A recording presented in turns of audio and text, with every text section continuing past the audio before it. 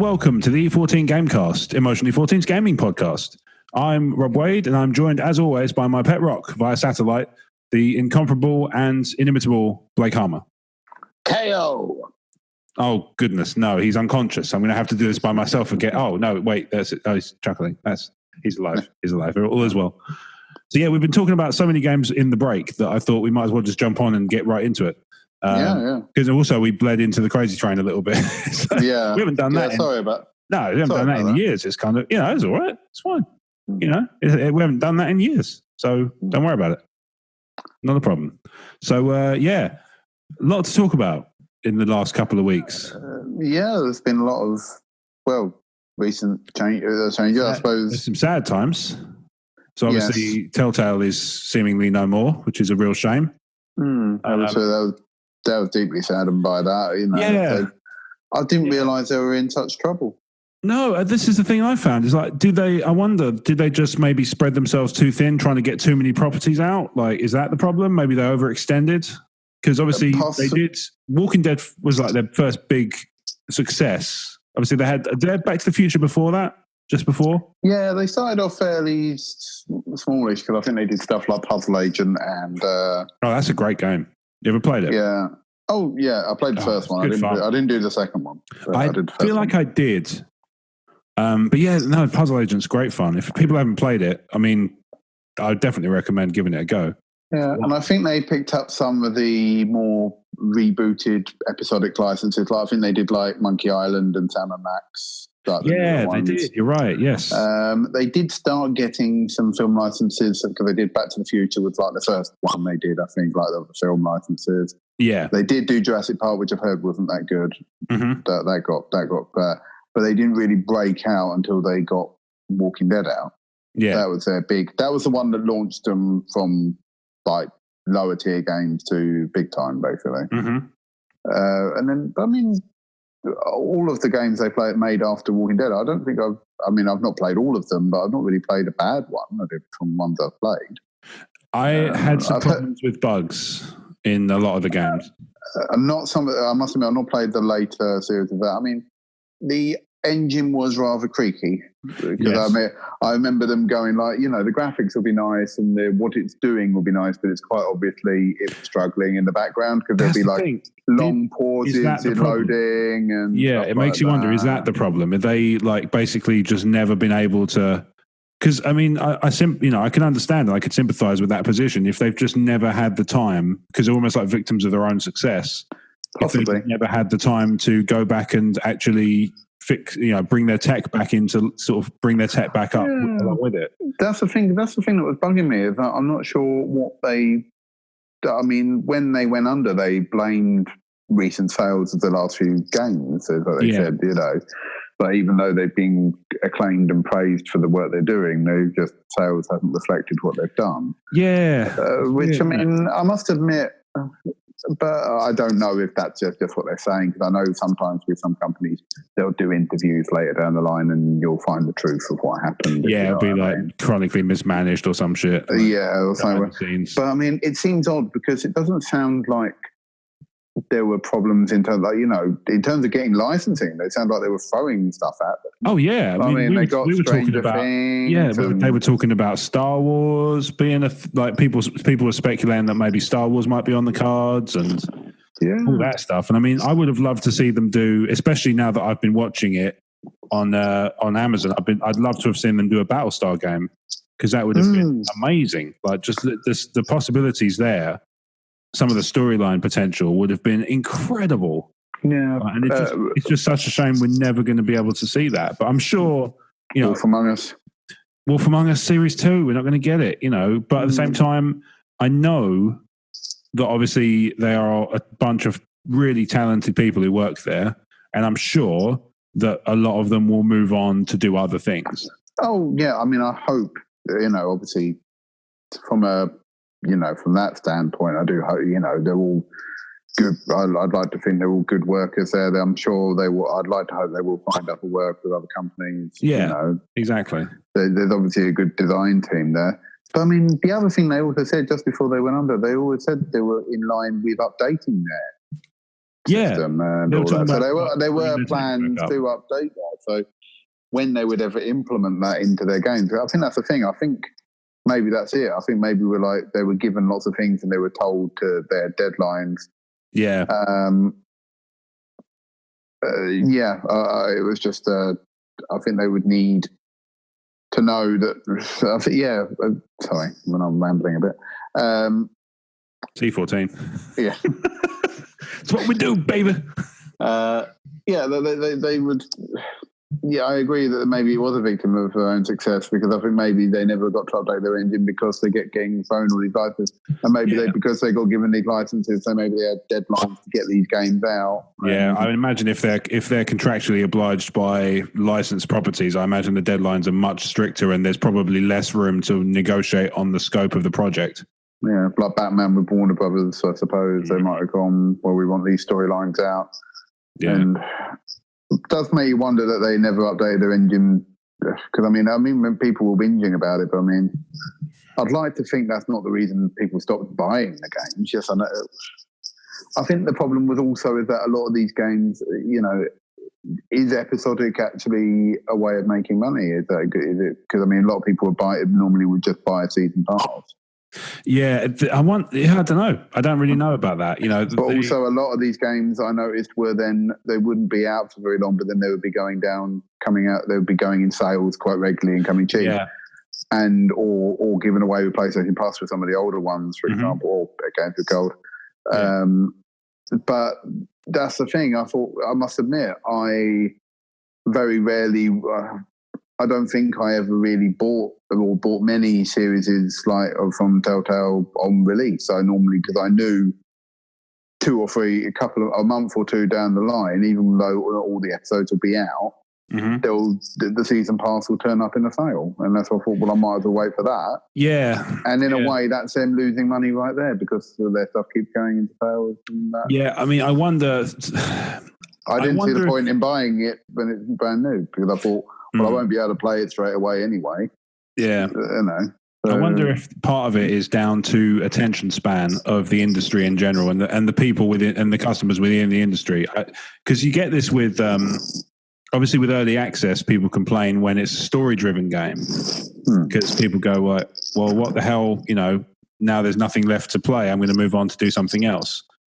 I wonder if, because of Telltale and their format being episodic, people just, by the time the new one came out, they'd just forgotten about they just kind of lost interest and moved on to a different game. And they did release an awful lot in the short succession as well. Yeah, that's also true. Yeah, so they were at one point, I feel like they had 3 series running alongside each other. Yeah, I'd hardly played much of the Minecraft one, and already Series 2 had come out and all that sort of thing. Yeah, and same with Batman. I feel like the Series 2 of Batman felt like that came out almost immediately after the first series. Yeah, it felt like there was no break. Very quick. It didn't really feel like, it's not like some of the games were a year or two apart, Yeah, it does. There's probably all of these little things probably all kind of chipped away eventually. I can, obviously we've talked about it before. I work in, a software industry, and technical debt can destroy a project. If you just let it build up and build up and build up without ever going back, having a chance to go back and tweak it, you're fucked. You're just fucked. Yeah, but that's the thing. Some of these smaller companies, I know Telltale were doing fine, doing well, but they're not these big giants like EA or Ubisoft, or no, they're not. They're not these big publishing houses that have the money to sort of protect them from that sort of stuff, I suppose. Yeah, we didn't have the big sort of people behind them that they could actually bring up. There's no parent company just kind of keeping them upright and keeping them afloat. It's not like one of these. It's not like one of these EA studios where they might have been kept alive a bit longer by EA's money than they might otherwise have been were they to have gone down the independent route. Now, maybe that's not true. I mean, obviously, I know there's a lot of, especially on places like Reddit and stuff, there's a lot of things like, EA just goes in and kills companies. I'm sure they don't want to do that. The problem is it's what people see. Sure. It's not necessarily, they don't see the stuff in the background. They just see the stuff that's going on. All they see is a big company getting bought by EA, they releasing a mediocre game, probably because they get pushed to timelines, which EA do. They do. And because it doesn't sell well, because of whatever reason, they've gone, well, it's obviously shit, so you're obviously shit, so we're going to shut you down. Yeah. I mean, I can say I do. But that's what it looks like. Whether that actually is what happens, I agree. It's not necessarily. Yeah. There's probably lots of factors. But I mean, obviously, a lot of people are worried that Anthem is like BioWare's last straw, for example. That is because if that don't sell, that's going to be the end of BioWare, and then that's the end of the I sort of understand their worry, to be honest. Like, because obviously, as you say, they haven't had the best luck. Because I mean, if you think about Andromeda, which I know wasn't actually technically that BioWare team. Or apparently, it was like a side team. But it did seem like that one just came out, and then the only thing I found out about it was this is wank, and there's loads of really bad. There was loads of really hilarious bugs that did the rounds on Reddit. I'm not sure. I mean, I haven't heard.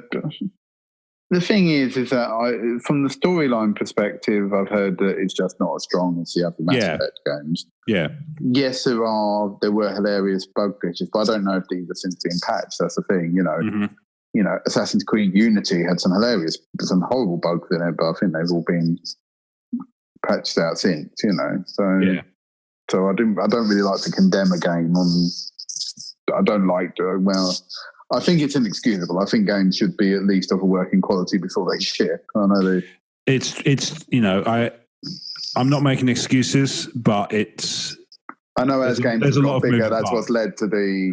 Yeah, as games have got bigger, I know that's why it's led to day one patches. I do understand how it works. Yeah. It's like there's a lot of moving parts to this stuff as well. Like, I don't mean to make it sound like. But I'm sure that surely they would have play tested it and seen that there were no fucking skulls on people or whatever. You would hope. Yeah, I mean, certainly stuff like that you would hope, but I mean, something like a big open world RPG that can be incredibly tricky to just know how the hell people might try and break it. But it's one of those things. But anyway, so Telltale, you will be missed. And, made a lot of great games. And I'm sure that I would be very surprised if a lot of those developers and talent didn't go on to find really good things out there in the. I mean, in a perfect world, some people will band together, make a new engine, an updated engine, and do something similar, and do a similar thing. Because obviously, that's a gap in the market that's been left by that. They clearly spotted a niche, right? Because they managed to build these wonderful kind of really powerful narratives. And I mean, something like The Walking Dead is fucking brutal. And they really just nailed the tone of that series in terms of how they presented the game. They also proved that a genre which was effectively dead. Oh, big time! Which is the point and click genre. We forget how just thoroughly fucking under the water it was. Yeah, they basically resurrected it with their style of gaming. 100%. And without that, you wouldn't have then. Okay, I know they were a bit touch and go because they have their own controversies, but controversies like Broken Age, for example. But you wouldn't have got some of these people even taking risks with those sort of games. No, it's true. If it were for the success of Telltale or. Yeah, you wouldn't have seen this stuff. They just wouldn't have bothered.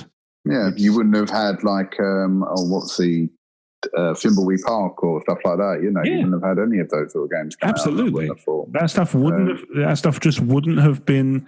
They wouldn't have taken it. They wouldn't have inferred a desire to see that stuff if it wasn't for the success of Telltale games. I firmly believe that you're absolutely right on that. Yeah, because I think they would have just gone, it was of its time.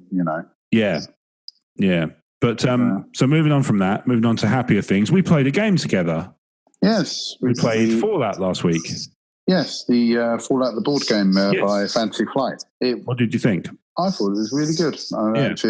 I want to play it again. Yeah, obviously I've played it before a couple of times by myself because it's a solo play enabled game, which I mean you'd hope, wouldn't you? For bearing in mind it's Fallout. I know. I like all the the individual mechanics, like the way the stories unfold and that side missions appeared and stuff like that, you know. Because I was sitting there going, "Oh, it'd be really cool if it," and then when it did, I was like, "Wonderful!" Oh, great. It'd be really cool. Oh, great! Yeah. And you can take. I like the fact that you can. Each card in the story deck has multiple ways of approaching it, which I really like because it does allow you to be the world's most abject bellend if you so wish. Yeah, and even if you go, and also by doing one thing one way, that can progress the story a different direction and stuff like that. Exactly. You know, it's good. And I thought that was really clever and really well done. And agreed. I think it's a tough game. I think it's very difficult to. I got the feel. I know we were only on our first game, so I knew we weren't going to win anyway. It was unlikely. I still think with the amount of points you got to score by the end of the game and all that sort of thing, it doesn't make it easy for you. It looks like a tough thing to achieve in the time limit, if you know what I mean. Yeah, it really depends on how lucky you are with the agenda card pulls and the influence you can gain from doing that stuff. It's really just, events kind of working in your favour in that respect. But I do feel like, it's a game I definitely want to. I feel like with a few games I would get better at. But, I think that's definitely the case. And obviously, we've had a chance to do that. We played some Heroclix together over the weekend. Yeah, we played. We had a charity event which we did. Played some games. We raised. That was jolly good fun. Cumulatively, I think we raised about £250 towards cancer treatment. Which is awesome. Not against cancer, not for cancer. That would be terrible. Yeah. I love that. That's the thing. I keep noticing this. Like we used to call it Clicks for Cancer. Yeah. But then I noticed that a lot of events call it Clicks Against Cancer. And it's like, were you having problems with people who thought you were trying to support cancer? Yeah. You fucking idiots. No, nobody in their right mind believes that any charity event is designed to further the cause of cancer. Yeah. They're just giving me some money to go down the ward and kick some kids. That's basically exactly, yeah. It's like, because let's be fair, it would cost a lot of money to get me to kick a kid. Yeah, especially a kid. Especially a kid, cancer. Yeah, it would be. It would have to be. I don't know if there is an amount of money, to be honest, like to make me walk into a hospital, walk up to a kid with cancer, and go, "How bad is it?" And they go, "Really bad," and I just like punt them in the face.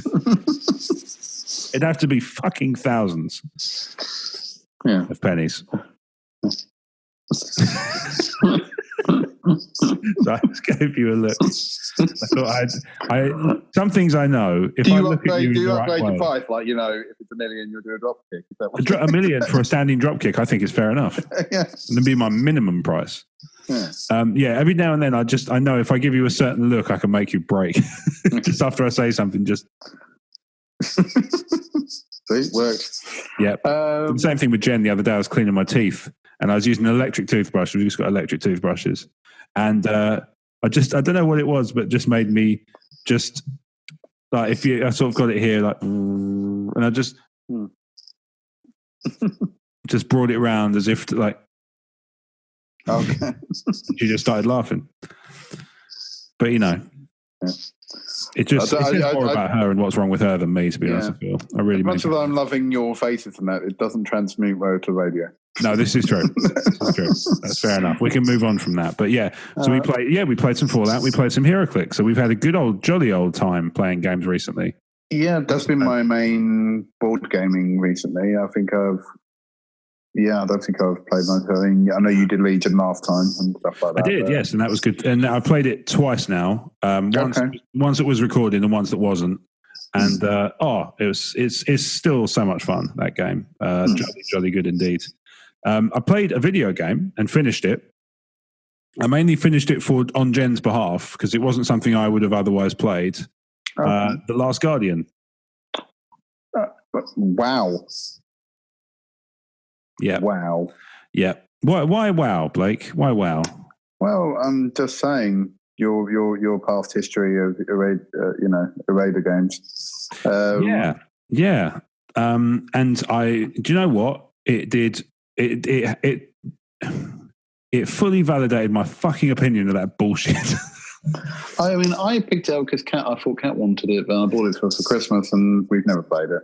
Yeah, I had the same situation, except Jen actually did make a start on playing it. Got about, she was to her credit, she was doing well, and she just every now and then she'd get stuck and she'd get frustrated by the fact she was stuck, and then she'd be like, "You figure it out." I'm like, "Okay, fine."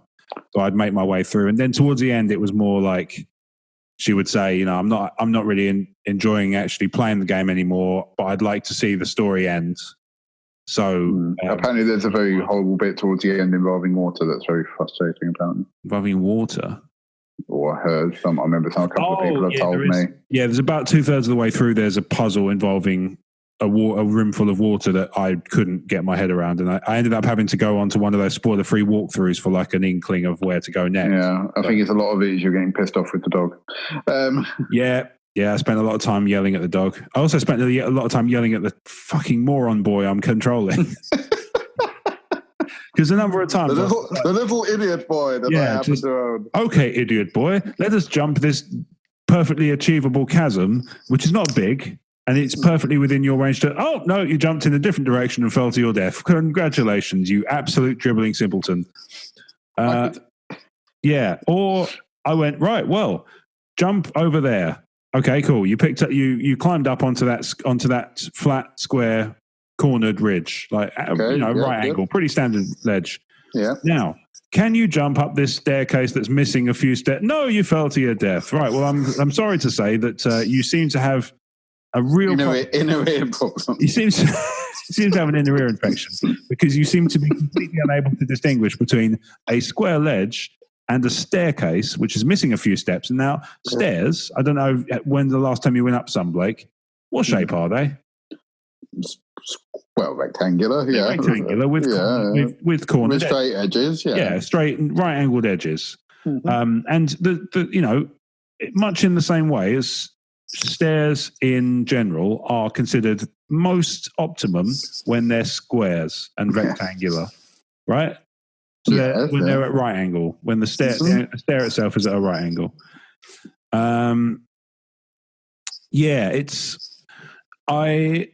So you're not blaming your inability to play the game, then? You're blaming... There is a bit of that to it, I won't lie. There's a tiny bit. Because, I mean, what you're saying there just reminds me of... I mean, I've recently just started Shadow of the Tomb Raider. Yeah. And whilst I've not played enough of it to really... I think I really died once, but that's because I ballsed up a jump. But I remember when I was playing Rise of the Tomb Raider previously... I was so unlucky with some of my jumps or getting them killed. I actually went, rather than it being the Adventures of Lara Croft, I've just gone, it's the Adventures of Lara! The Adventures of Dying Bitch. Yeah, it's just, an ear problem and inability to jump a fucking gorge or, getting impaled on all the things. Yeah, it was, God. My version of Lara is slightly cack-handed, I think, in terms of winning her battles. So, yeah, I finished the game, and all it really did was validate my opinion of Team Ico. Okay. If you like Team Ico, so to be clear, if you're out there listening and you like Team Ico, good for you. I'm really pleased that your standards are low enough that a game like that, which is, generously put, wank, can entertain you. I'm really glad to hear that. And I say I'm being flippant, but at the same time, I'm genuinely quite happy when people can enjoy stuff, even when I can't enjoy it. But fuck me, I just couldn't. I tried my best, and I went through the whole game, and nobody can say you didn't give it enough time because I finished the bastard, and I still didn't have fun. It was not fun. I'm glad it's over, and now I can play something else. Yeah, that doesn't sound like... I think that's the thing. I feel like I'm currently still playing Mafia 3 at the moment. Oh, I like it. Well, that's the thing. I'm actually of the thing. I'm like, I feel like I'm doing it to get to the end. I don't feel like I'm actually playing it because I'm enjoying it. Yeah, I see. I see what you're saying. It's because it's just so... It's not a bad game by any stretch of the imagination. It's not like I'm just like... It just feels like it's so fucking repetitive. Yeah. That I would like... I mean, I'm just about to take down the last of the lieutenants before I move up to the capos. Okay. The last capos, right? The last, is it 3? Yeah, the last of the bottom tier guys. Yeah. That's about to work on it. But it's always like, oh no, you need to go and interrogate this person, and no, you need to go and kill this person, and no, you need to smash this shit. Mm-hmm. And I'm like, yes, I've done this every mission. Yeah. And what annoys me is that sometimes you'll go into the actual main area that you're going to go to fight the bad guy or to convert the bad guy or whatever you do. Yeah. to smash up shit and get points just so you can go back there again to find the guy. Mm-hmm. And I feel like I've done this house. Why not put him in a building I've not been in? Why am I redoing the same building? Yeah, I do understand that. There is a bit of a repetitive element to Mafia 3, but I think what it was for me is it happened to be that all the stuff I enjoy doing, all the, I'm not massive on grinding in games generally, but when I do like grinding, there's certain types of mechanics I prefer, and those happen to be the ones that Mafia 3 prioritizes. Yeah, as I said, it's not that I disenjoy it. It's just like I feel like I'm doing this just because I'm interested in the storyline. There's no other reason I'm doing it. And, the actual missions, like the actual standalone missions, like when I think it was one of the lieutenants I had to I met, he was actually wanted to join with me. Yeah. And you sort of have a big fight and you're blowing up stuff in a sort of abandoned mill, I think it is, or something like that. I can't remember exactly what it was. But that mission was good because it was a standalone set piece moment and actually with a genuine. I think the other ones, because they're so copy and paste missions, I think that's why I was like, give me a little bloody bit of variety. Also, the AI is terrible. It's not great. Yeah, I will agree with that. It's when I can sit there and still. That's the thing. I feel like there's no point me actually shooting anyone. Yeah, because I can stealth kill everyone in the whole building because all I do is stab the same person, stay in exactly the same place. I go, oh, there's a dead body over here.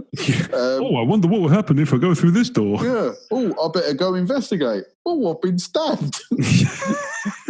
Another thing, it reminded me of my lift of corpses that I made in Deus Ex because there's just one pile of 20 guards all in the same place, and there's just another guy going, even though they could be the only guy in the whole world. That's the other thing, that there were some bits where there's just random people standing by, I think I smashed up a casino, well, not a casino, it was illegal gambling in the street gambling, and there were people doing gambling. And there was there's innocent bystanders, and you'll shank one of the bad guys, and they'll go, holy shit, and they'll run out.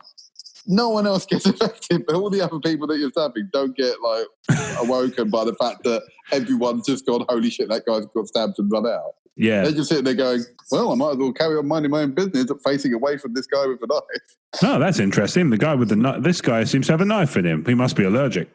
Yeah. But that was the thing. I was just going that's, and I thought, everything is just me standing in the corner stabbing people. It's not. Yeah. To the point that I'm finding it a bit dull, especially with yes, I'm getting extra weapons, yes, I'm getting extra cards, but I'm not using it. The knife is getting me through 90% of the game. There is a bit of that, yeah. I found that I'm generally a pistols fan in games because I like the fact that they're not spray and pray increasingly often when they have the. Yeah, I mean, I'm not. I like the. I've got a sort of. I think it's a big revolver that does lots of damage. Yeah. When I do have to, I prefer to use that because it's more accurate and I can just go bang, and I know that either one or two bullets will kill any guy. Yeah. I do have the machine gun if it's lots and lots of people, but that's the only time I would use it for that. But but all the other guns, I'm fine. I don't need any other. That's the thing. I felt like I've unlocked everything I actually need to complete the game, and I'm just working my way to the game. And I'm just they're going, oh, we can give you a silenced pistol. I was like, don't need it, mate. Yeah, I'm all set, buddy. I'm all right for stealth. Don't you worry about me, sunshine. You worry about yourself, Shank. Yeah. In fact, I prefer it when they spot me because that means I can actually do something else. Yeah, true. Yeah, I have somewhere in my screenshots on the Xbox, I have basically just a stack of corpses. There's just it's basically just if he decided he had a bad day at the office and he just murdered all his colleagues. It's just an office full of dead bodies that are stacked on top of each other in various hilarious ways. Does your team manager just walk through and go, oh, there's a dead body over here? Yeah. Huh. Yeah. Bad day? Yeah, somewhat. Yeah. Oh, well, you keep up the... you're going to have to do a fair bit of the work. You've murdered your entire team. So, well, you do you. Yeah, you do you, boo-boo. Have a great day. Just, hang on, who moved my sandwich? Now you're fucking dead. You fucking what, mate? Yeah, you fucking what, you bastard. Otherwise that's all I've been playing really is Last Guardian, trying to get through that. I played a bit more Flashback and I got way further than I did in the original game, but I am now stuck and I don't see a way forwards because I'm not very good. Yeah, I actually had a little go because it came with PlayStation Plus. So I actually had a little go of Another World. I thought you were going to say Flashback. I was like, I don't remember this. No, they gave away Another World this month with PlayStation Plus. Because it's, you got Destiny 2, God of War 3, Another World, and then a couple of smaller indie games. It's okay. But there were a couple... Again, I mean, I know I mentioned it a bit towards the end of the Crazy Train, is they, some games have like, we sort of take some bits of games for granted. Mm-hmm. And what I don't like of Another World is that it is very, you didn't do the thing. You are dead. Reload. Yeah. And it's very, and I'm like, but it seems to be you were meant to know that you were meant to press this button at this precise moment to dodge the thing that was going to fall down and crush you. And I was like, or you stood in one place for too long and now you're dead. And I was like, yeah, no, this game is just trial and error, basically. Yeah, that's the thing, is like you kind of what's the word? You sort of take for granted how difficult it must have been. Yeah, I mean, like, I was looking at the game, but I went. I mean, the only reason I might persevere a bit is that I've heard that the actual game normal completion time is about 2.5 hours long, so it's not actually a very long game. So I thought, well, maybe I might persevere, but it made me, the whole repetitiveness of it got on my nerves so much. I'm like, I'm going to come back to it later.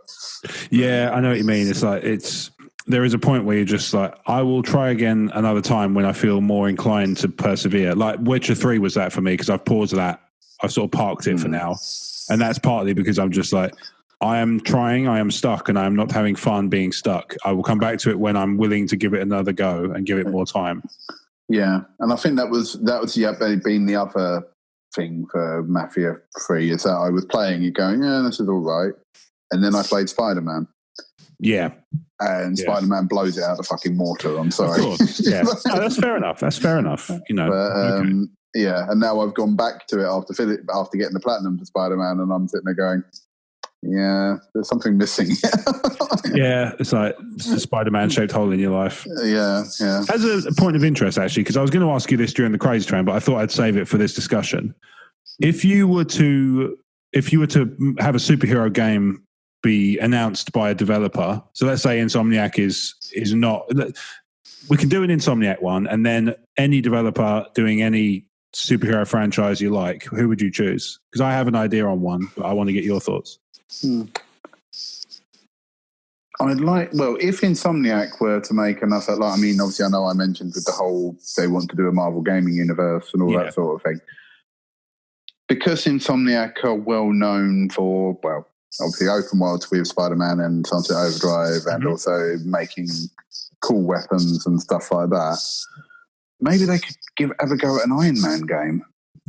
That could be cool. Because, I mean, they could design some cool weapons. Obviously, they could do some varied stuff or some cool things, Even if it's something, I mean, Iron Man isn't just lasers and rockets and stuff. He's got crowd control stuff, so you can make some more interesting devices and, or calling in the other like drone suits, that sort of thing. You can have there's a lot of different ideas for different weapons and what they can do and that. I mean, obviously Ratchet & Clank's famous for obviously its different weapons. I know they went a bit, they came up with some sillier ideas for like Sunset Overdrive. Yeah. Spider-Man, there are different versions of web shooting, but I mean, that sort of works as well because obviously there's different web shooting variants in like Spider-Man Homecoming, for example, Yeah. So that sort of worked with it. But yeah, maybe something like Iron Man might work for that. But I mean,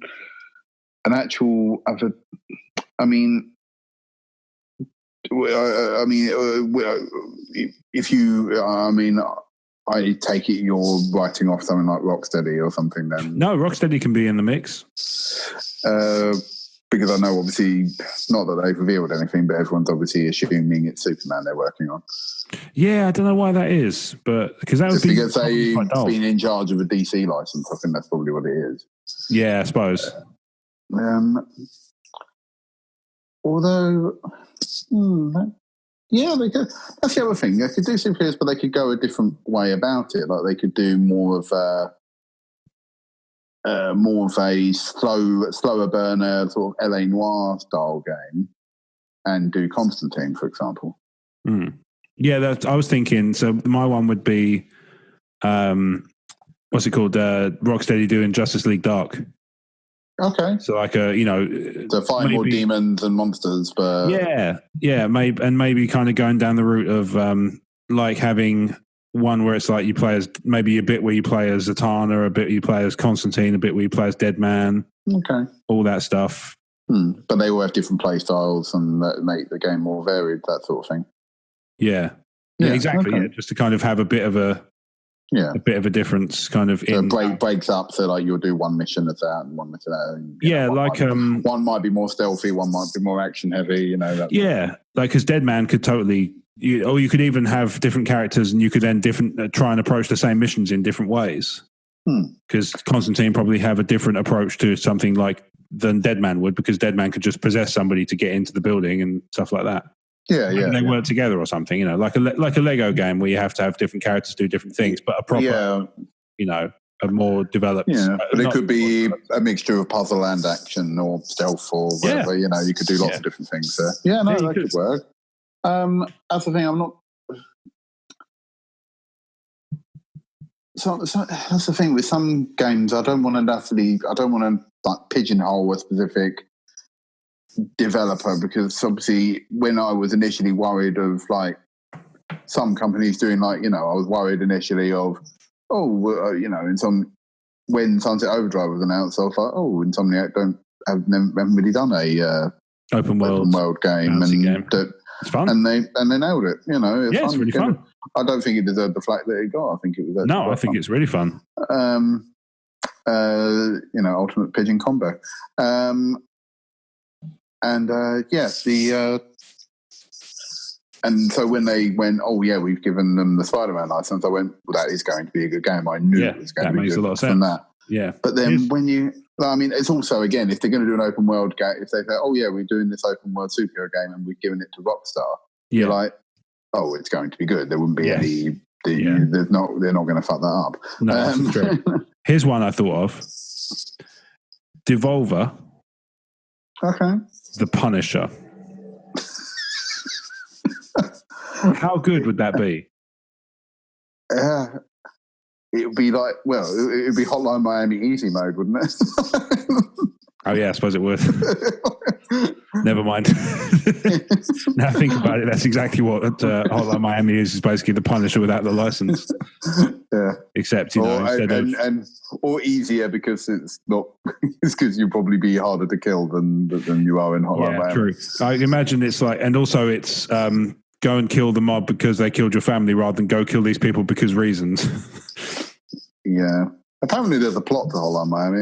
Really? I had not picked up on that from what I played of it. I've played both games all the way through, and yes, even though there was some apparent storyline, it's so weird and off the wall and all this other crap. I love the way there is alleged storyline there. There are allegations that storyline is involved somewhere. Well, some people go, it's really clever. You just didn't really pay attention to it. And I went, it's probably because I was like, this is just an excuse for the more killing, isn't it? Yeah. But it's also slightly, is he mad? Is he not mad? And there was I found it all awfully confusing by the end of it, and there were so many different characters. And Hotline Miami 2 makes it worse by having you play as more than one character as well. Oh god, that must be even more confusing. Yeah, and that's why I was like, you know what, it's fine. I'm enjoying it for what it is, which is basically an excuse to shoot lots of people in the face. But and, you know, the gameplay is what carries Hotline Miami at the end of the day. Yeah, for sure. I think it helps to have that accessible, I'll just load it straight back up and try something else. Like when we talked about Super Hot last time. Oh, yeah, the whole stop-start thing, I think, if they, you know, I don't mind games being punishing or difficult, you know, but if it has a quick restart, like, because you're like, no, I can do it. I think that's why games like Super Hot, Trials, you know, that's why they all do so well, because you're just like, I'm just going to press a button, I'm back in, you know. Yeah, I'll try that again. And and it's not hard, it's not obstructive to try again, because it's really quick to just get back into it and try and instantly just have another go. Yeah, because I think that was one of my big initial problems when I first started playing Bloodborne. Because when Bloodborne first released, before it was patched, it had some horrific loading times. Yeah, I mean, when I played it wasn't amazingly quick to load back up, but it wasn't terrible. No, it trust me, it was like 30-second loading times. It was God, that's not good. It was like awful. And I mean, okay, yeah, it's not as quick as that, but that's why I think during the early part of me playing Bloodborne, especially with like my first Souls-like experience, I was very close to putting it down because I was just like, the dying isn't the bad thing, it's the waiting, the endless waiting. Yeah. And then when they patched it, I was like, oh, that sounds better. Okay. And that's why I felt like I could persevere better. Mm-hmm. And I felt like, but when it was like, oh no, you died and you're going to go back to the beginning and you've got to wait another 30 seconds for it to load up the next time. But yeah. But yeah, those sort of games where they're punishing, but you can go, no, I can do it this time. That's the thing. It would be one thing if you were like, I can do it this time. I'll fucking forget it. Whereas now it's like with most games now, you can just go like, I can get it this time. Let me try again. No, I can't. Yeah, and I mean, going back to Another World, the loading times, because it's an old game anyway, but I mean, restarting a bit when you die is really quick. So it's not that's not necessarily a bad thing. It's just when you're like, oh no, that didn't work. Okay, I'm going to try this now. Okay, that didn't work. But it felt like that's when I got annoyed with it, because I feel like, have I just literally got to try every single option? And, because basically every option I try kills you. Yeah, there's a lot of that with the old adventure games, especially. It's like, try every item with every other item. Yeah, I mean, some point and click games were quite bad for that as well. Yes, like they were, very much so. Very much so. Mm. Yeah. But is there anything you're like, what's next for you in terms of what you're going to play? Well, as I say, I've just finished Spider-Man. I'm going to play Tomb Raider. Well, we all know what the next big game is. It's too big to ignore. Is Red Dead. Yes, this is true. The old cowboy mother lovers are going to be happy about that. That will probably be my last game before Christmas, because I normally put one game and then that game will tide me over till Christmas normally. Yeah, so I need to get through some other stuff before I pick up Red Dead, so it's probably going to have to wait. I mean, I've got enough of a backlog anyway, but I was a bit like, I normally buy myself one new game. Yeah. The one that made me laugh was how, because Brad shared it on the Facebook group, like how funny it was that the height of realism is that the horse's balls shrink in the cold weather. Yeah. So that was someone's job. So I'll be happy with that as long as the game is fun. Because it was the same problem I had with Last Jedi, when you were like, oh, okay, so we couldn't develop this character or explain this away, but we could have Luke milking the space tip for 20 seconds and having a good old chug down. But yeah, I think you probably could have made different use, certainly arguably different, maybe better. Yeah, that's what I said. The thing is, when I watched Last Jedi, yes, okay, I thought there were bits I go, oh, that didn't look too good, or that I didn't enjoy. But I didn't, when I watched it initially, I didn't hate the film. I just was like, oh, I enjoyed it for what it was when I initially watched it. Yeah. And I sort of overlooked the flaws. But I think I'm now scared to rewatch it, because I feel like it might have episode 2 syndrome, that every time I watch it, it'll look a little bit worse. I know some people who feel that way, and then some people who are the complete polar opposites. It gets better every time they watch it, whereas some people I know are like, nope, it's worse, it's worse, it's worse. But I think that's the problem is because all I've had is people nitpicking it. Where they literally, all I see on the internet are people just going, yeah, but what about this bit, or what about that bit? And I thought, I didn't even notice that when I watched it, Who's going through this film with a fine-tooth comb, noticing every single minor... I mean, yes, there was an editing problem with the guy with the 2 lightsabers and Rey. Yeah.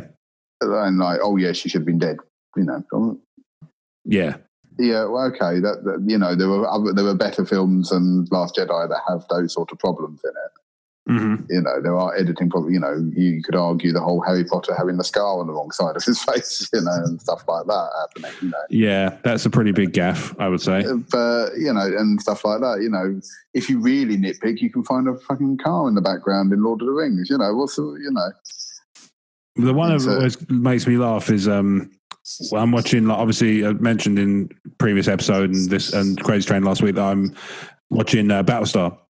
And in Battlestar, I keep noticing, I try my best not to look at it because I know it could give me a potential spoiler, but I'm always curious about the trivia. And the one that got me was a gaff that said there is a very obviously boom mic, a person holding a boom mic in the background of this shot. And I was like, no. And I went looking, and it's just this, I say, they're just leading this character out of the room, and there's this bloke just stood behind them with a boom mic, just like in like a baseball cap and t-shirt and shorts on Battlestar, on fucking Galactica. It's like, really? That's the thing. You know, there were lots of things where, like, little things, you know, all has to be is missed on the camera or when they're going doing the editing. Mm-hmm. You know, and that's all. And it, you know, much higher budget. You know, much better films, and you know, films that have got that have had those sort of flaws in it. Yeah. Last Jedi isn't the first film to have had these flaws in it. Yeah. Okay, they're not bad, but it's when people just constantly pick at it. Mm-hmm. I'm like, yeah, the film isn't. As I said, it's not the strongest Star Wars film. It's definitely on the weaker side of the Star Wars films. If I was to rank them, but I don't see it as, you know, those little bits don't make up the badness of it for me. You know, it's not. Yes, there are some decisions. Yes, okay, I agree with the whole. Did they really need to show all that sort of stuff when they could have showed other things, or you know, or developed some of the other characters a bit more? Yeah, you know that are genuine. They are genuine. You know, complaints and annoyances. But saying like, oh yeah, she should have died. Then I didn't even notice that when I watched that fight the first time. Someone had to point that out to me, and you know. And it's only when I rewatched it I was like, oh yeah, but yeah, exactly. But that's not the point. You know. Did you want Rey to die in the film? Is that what you're talking Ideally not. It would probably make the last one quite awkward. Well, that's what I mean. Yeah. You know? Okay. Yeah. I mean, and the whole Leia bit through space. I mean, that doesn't. Yes, I thought it looked shit. I didn't think it was actually an awful part of the film. You know, I just thought it looked bad. I didn't think it was. I didn't think it was like a film ruining moment. Yeah. You know? Anyway, games. Yeah. Sorry. So so your Red Dead is the one you're big on. That's probably my big one. I mean, I am looking forward to. That's the thing with the Switch. It's more the party game, so it's Mario Party, Smash Brothers. But I was like, when I get my last game before Christmas, I want it to be a game that will keep me occupied until Christmas, and I don't. Yeah. Party games won't do that, you know, unless I have people over every fucking day. But you know, some people like that, or some people like to try that, but doesn't always work out. But I mean, you know, yes, I would love to get that, you know, and you know, for in readiness for like, you know, having people over and that, but it's not my prime concern. I mean, majority of my gaming is single player, and that's why I would rather go for a single player. And there doesn't appear to be. Not that I'm aware of. I don't think there is a big single player release coming for Switch this year. Let me think. I mean, you're getting Diablo 3, but in November. But that's obviously been out for other systems. Yeah, and I did play that on PS4, so I don't need to get. I'll be picking it up. Partly because I feel like having a game like that on my train journey would really make my train journey that much more fucking awesome. To the point where I'm actually considering buying Wasteland 2 because it's the closest thing I've currently got to playing Fallout on the train. Yeah, that works. Well, that Shelter, I suppose. Yeah, but Shelter is obviously in the universe, but it's quite a different kettle of fish. I'm surprised they haven't announced that they're porting 3 or 4 to the Switch actually. But it's. I thought they'd do 3 or New Vegas or something, but so far nothing. No, well, that's when. To be honest, when they put the Please Stand By up for 76, a lot of people thought it was going to be remastered. Yeah, it's true. I'd buy it again. I don't care. I love that game. It's one of my favorite games. What, New Vegas or 3? 3. Although I do like New Vegas in some ways is better. I think it's definitely a better world build, but it's a shame about the build. Yeah, New Vegas has a better overall storyline, I think. And it's got Matthew Perry in it. You know, what's not to like? So. But I mean, yeah, I do. I love both of them, and I would happily replay them until the cows come home anyway. But because I love the Fallout game. Are they still not back? Those cows? Are they still? Yeah, I know. Yeah, they never come home. I don't know what you've done. I'm a terrible farmer. I'm a terrible cow parent. Yeah. Speaking of which, maybe I shouldn't get. I said maybe I shouldn't get Red Dead. Maybe, yeah. I finished my first year of Stardew Valley as well. That's the other thing. Okay. I decided I'm going to do year, other game, year, other game, so that I don't just play Stardew Valley forever, because I could. It's very playable. Life encompassing. Yeah. I've heard horror stories about other Steam games that are a bit like that at the moment, but a friend of mine's playing one called Factorio, which looks like basically I've heard of big automated mech factory, which is cool. It looks awesome. It looks incredibly involved. Yeah, I know I've seen people playing it. That's the thing. I think my brain doesn't work that way. So I think my problem would be that it would be another game like RimWorld and things like that I just picked up and never got around to playing, because I've not played. I can't remember the last time I played a PC game, to be honest. I think I had a little bit of a game. I mean, I played a little bit of the game that they made after Gunpoint, the same people as Gunpoint. Yeah. The heat signature, right? Yeah. I played a bit of that and I enjoyed what I played of that, but I didn't hold. Well, it's obviously not held my interest because I've not gone back to it. But I mean, I enjoyed what I played of it. I've just not sat down and gone, I really want to play that. And Beat Cop I played for a bit, but I didn't finish. I should go back and do that. Yeah. Newer games that are out, like games that I'd like to play on the PC, a lot of them, because my PC's on the verge of being minimum spec for everything now, I'm a bit like, I think I'll have to buy a new PC if I'm going to actually play some of these games. I like 2 Point Hospital or Jurassic World Evolution or Battletech or, stuff like that. Yeah. The video game formats before Brad had to go. Yeah. But yeah, and I think that's sort of put me off. And I mean, the other thing is that a lot of the other games that have come out, there's either indie games that I'm really interested in, but they've not bought them on Steam yet. Like there's this game I've been watching for bloody ages, and I know I could buy it from their website. You said buy it. I know I could. It's a bit like, I know I could do what I did originally with Prison Architect and buy it from their website and all that sort of thing. But I remember when I did that with Prison Architect, it was just a faff. And when they did eventually bring it onto Steam, I was like, oh, for thank fuck. Yeah, I used a new service to buy a 2 Point Hospital called Voidoo, I think it's called. Oh, okay. And it wasn't too bad. They sell Steam keys. So it's not any more complicated. It's not any more faffy than buying from Steam. The only thing I almost did was almost cost myself, because they had an introductory first purchase, you get some money off, and I used it to buy. I used the money off to buy 2 Point. But it's it's good. It's no, like I say, it's not much more of a faff than buying from somewhere like Humble. Yeah, no, that's the thing. Buying per se from those sort of companies isn't so bad. You can't buy pussy. No. The thing is that this was buying it direct from the publisher. Yes. So So originally when Prison Architect was back in early access, or alpha, basically, you bought it from them. They gave you, they had different things. If you, a bit like Kickstarter, you buy it and you get a. But that was the thing. Everything was like the rules was basically a README file, all the stuff, how you do certain things in the game.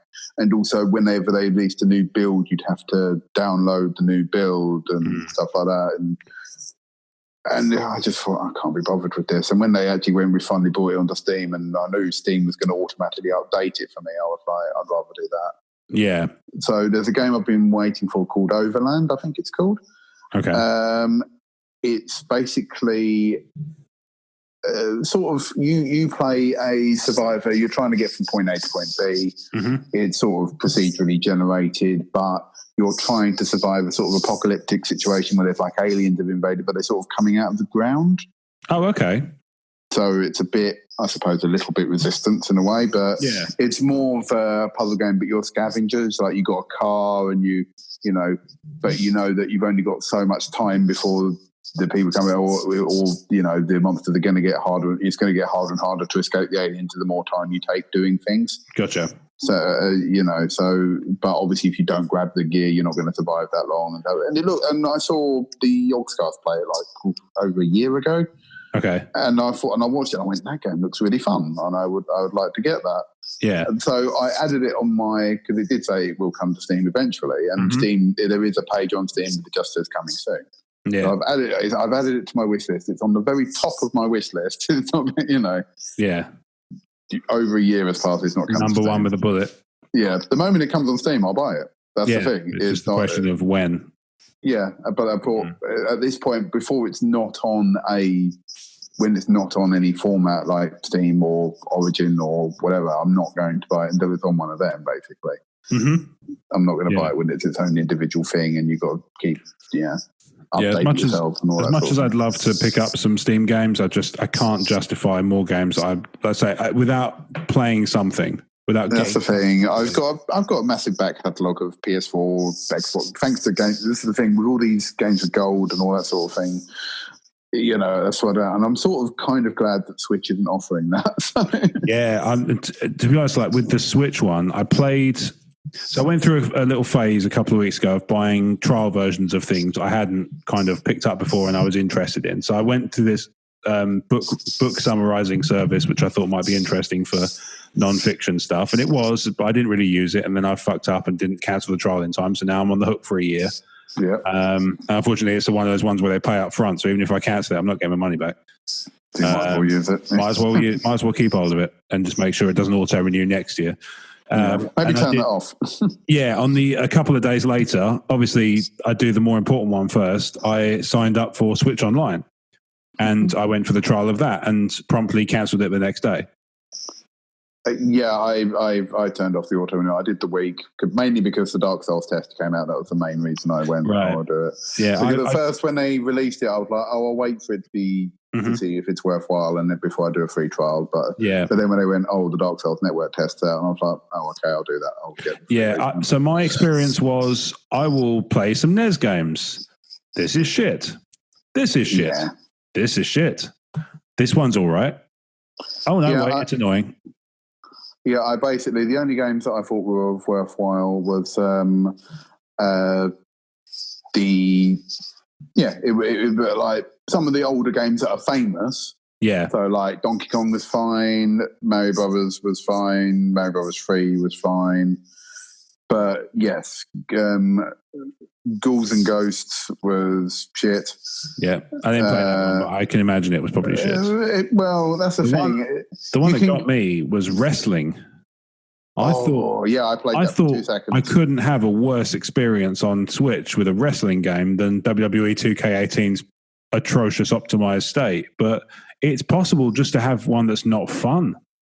Yeah, that game. I don't know what I was doing wrong or right. I just couldn't seem to do anything with it. No, I'd be able to basically, I could kick them in the face, and then they'd get up and kick me back, and then they'd get up and kick me back again, and then I'd get up and they'd kick me again, and afterwards. I think I tried to throw one once, and then they threw me, and then they kicked me in the face repeatedly, and then they pinned me, and they went, "Oh, you lost." I was like, "Okay, then I'm all right then." At least with WWE 2K18, even though it's a slow game, the one-on-one is a playable wrestling game.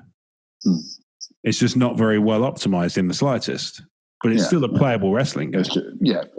It's a perfectly functional game. It's just balked. Yeah, it's basically just entirely right. It's just balked on a technical level. But it just shows how far games have come, really, and I think that was my problem. And I mean, I don't play a lot of the Switch Online anyway.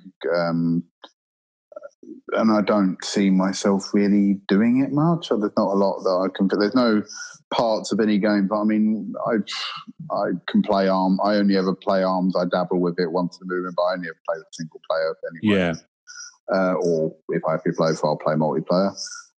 Mario Kart, again, it's when I have people over. I don't tend to play, so there's very little part of it that's made me want to play online. Dark Souls was the only bit I might consider it for, but I don't really want to pay 18 quid a year just to play Dark Souls online.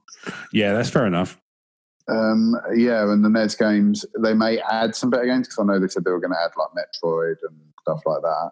There's a rumor that they're going to be adding some Nintendo 64 stuff. Apparently, they found some stuff in the code in the eShop that basically lists N64 and DS as formats. Oh, okay. Now, DS would make sense because you could stick. Well, actually, it wouldn't work, would it? Because you'd have to stick the Switch on the big TV and the small screen at the same time, which doesn't work. No, it doesn't work that way. No. Forget me. Unless they split the screen in half and just went, that's the top and that's the bottom. Yeah, I think that's more likely what they do. Just flip it up to do it like Ikaruga style, where they flip it up to vertical. So you'd have it. Yeah. You'd have the screen in portrait mode rather than landscape. Yeah. Okay, I can see that.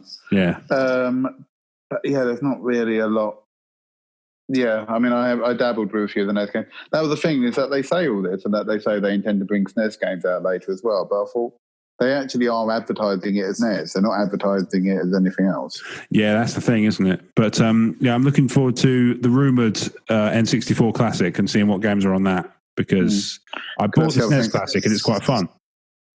Okay.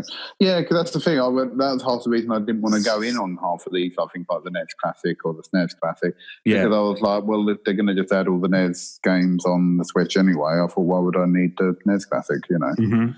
And, you know, it's a bit like with other recent news, the PlayStation Classic. Yes. Yeah, that's a weird move. Yeah, I think it's getting a lot more hate again, probably from fanboys. Probably more than it needs to be. Than I feel like it deserves, because, I mean, it's targeting the people that want these miniature consoles anyway, and retro gaming consoles. Doesn't really interest me that much, because, yes, I agree the lack of an adapter is a stupid move. Mm-hmm. I also agree that why are they choosing to focus on the original controller and not the DualShock? Yeah, they've alienated some of their library by not having, like, you know, that means you can't have Ape Escape, you can't, you know. Mm-hmm. Probably no Silent Hill. Yeah, so games that would have, I mean, you could do Resident Evil. It depends what they put on there. But I also noticed that every single game they've announced are also ones that you can get on PS3. Oh, okay, so that's sort of they're all the ones that are emulated games, like Wild Arms, Final Fantasy VII, Jumping Flash. You know, they're all Ridge Racer Type 4. They're all games that you can buy off for the Vita or the PS3. So it's already been emulated. So it's quite easy for them just to bung the games on there. And I wouldn't be surprised if all 20 of those games are just games that you can play on them. Mm-hmm. But, you know, so it'll be stuff like G-Police and... Yeah. So that's why I would like, well, what's the point, you know? It's, you know, and if they do that, maybe that will allow, because I am surprised that they've allowed something like Final Fantasy VII on there, or, you know, because I thought Sony will have the problem. They'll have the problem in the sense that they've got to make sure that there are other people's licenses on their console rather than just doing it like Nintendo, just doing Nintendo games, for example. Yeah. So I'd be interested to see what the full list does turn out to be, but it's not something I'm personally going to go for. Yeah. Anyway, I'm going to let you go because it's getting late. Yeah, no worries. We will call the E14 Gamecast there. So that's episode 48 is in the bag. Mm-hmm. So thank you for listening. And if you've enjoyed our chat about games and you wish to subscribe, then you can, because there's a whole podcast thing and it's available on all good podcasting platforms. So it's Apple Podcasts, Google, Spotify, Stitcher, YouTube. We're everywhere. And if we're not everywhere, let me know and I can remedy it. But if you're looking for game stuff, then we have YouTube videos of different tabletop types. Star Wars, Heroclix, Armada, Rebellion, Legion, Heroclix. What else? We got a couple of video game videos here and there. Slightly older ones, but we got them. And you can join us on Discord. We're on Discord. We've got one of those. I think that's in the show notes, probably on the website. I'll make sure it's somewhere. And you can join us there. You can also tweet us at Emotionally14. Go on our Facebook page, Emotionally14, and the E14 Gamecast Facebook group. And tweet at Emotionally14. Email podcast at Emotionally14.com. Obviously, Emotionally14.com is where it all happens. Blake, where can people find you on social media? Yes, you can find me on Instagram at Harmer the Appreciator, on Twitter at Fucksake Blake, and you can obviously find me on Facebook, where we also have the Emoji 14 Gamescast Facebook group, and obviously the Crazy Train as well, which you can also find me on. Mm-hmm. Yeah. So you can find me on Twitter and Instagram at RobWadeVision, and you can, what else? Am I missing something? Yeah, Discord again, I suppose. No, I've already done it. Discord. Oh yeah, sorry. No, you find us on all. Yeah. Cool. You mentioned all that. Yeah, I think we covered everything. Cool, excellent stuff. Yeah. Well, thank you for listening to the E14 Gamecast, and until next time, when we're a bit more with it, bibbidi bop games.